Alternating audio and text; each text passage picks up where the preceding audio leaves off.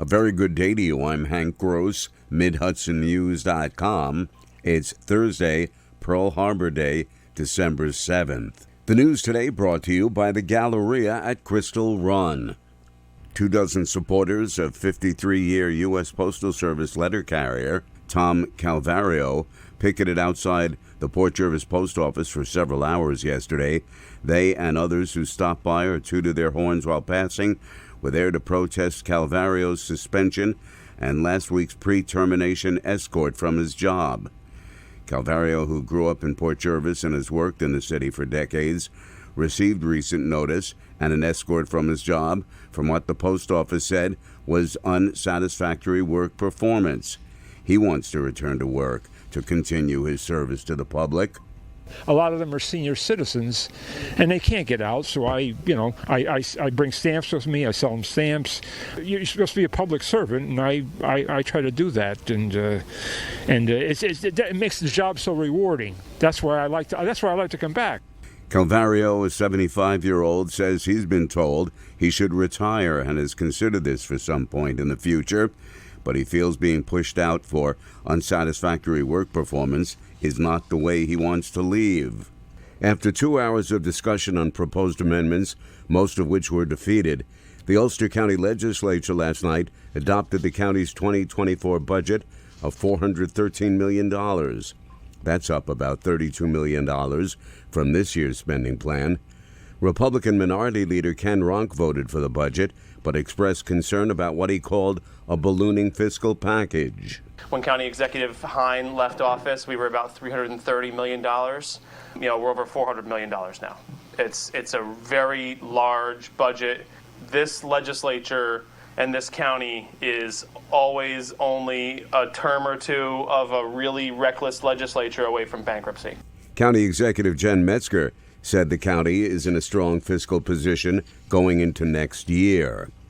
In response to growing food insecurity in the region, the Food Bank of the Hudson Valley has launched a capital campaign to construct its new state-of-the-art distribution facility in the town of Montgomery.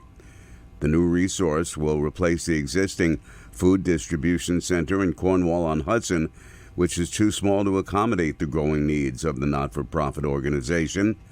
The fundraising campaign, Growing to Feed Our Community, seeks to raise $6.5 million over the next several months, and the food bank is looking for donations from community members who would like to help. Food bank CEO Tom Nordacci says there is a definite need for the new facility. We distribute 20 million pounds of food in 6 counties in the Hudson Valley, and 12 million of those pounds of food have to come from our Albany County facility because we just don't have the room here. Nordacci said the new facility will allow the food bank to source all of the food it needs in the Hudson Valley from the Hudson Valley. More news right after this. Find over 100 retailers allowing you to spend hours shopping safely at the Galleria at Crystal Run. Enjoy the big brands and the diverse selection of family-owned stores all in one location. The Galleria at Crystal Run offers dining options for everyone with Fuji 110 Grill, Allen's Mediterranean Grill, and Peru Cuisine. Discover the Mid-Hudson Valley's premier shopping, dining, and entertainment destination, the Galleria at Crystal Run. For more information, follow us on Instagram, Facebook, or visit GalleriaCrystalRun.com. As the Indian Point nuclear power plant closure continues, all of the spent fuel from its 3 units has now been transferred to 127 fuel casks. Tom Congdon, chairman of the Indian Point Closure Task Force, yesterday said that was a significant milestone. For the metropolitan area, this is a notable milestone. It is a significant safety achievement that we have reached here and that the state has been pushing for probably close to 15 or 16 years. Eventually, the fuel casks of highly radioactive spent fuel will be moved to other parts of the U.S. for permanent storage, Congdon said. Former House Speaker Kevin McCarthy has announced he will retire from Congress at the end of the year, and a New York senator isn't surprised. His decision comes 2 months after members ousted him from the leadership post.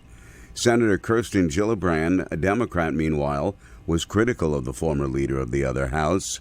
I think he's been a pretty ineffective leader in the House, so I don't think it's a great loss. McCarthy was replaced by fellow Republican Mike Johnson, who brought the issue to remove Congressman George Santos to the floor for a vote. Dutchess County Court Judge Edward McLaughlin took into consideration the violent criminal history of Roy Johnson Jr. when he sentenced the 37-year-old courtyard killer to another prison term for the robbery and murder of Darren Villani in August 2022.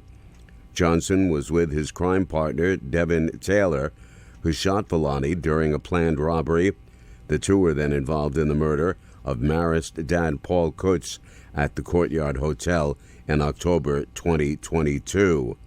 McLaughlin told a gallery of people that Mr. Johnson cannot be rehabilitated and described him by saying this is a person who should never be around civilized people ever again. For the murder conviction, McLaughlin sentenced the killer to a sentence of 25 years to life in prison. 3 of the robbery convictions each got Johnson a sentence of 25 years in prison. McLaughlin stressed that Wednesday's sentences are consecutive to the 53 years to life sentence he gave to Johnson for the Courtyard murder. I'm Hank Gross, MidHudsonNews.com. The news today brought to you by the Galleria at Crystal Run.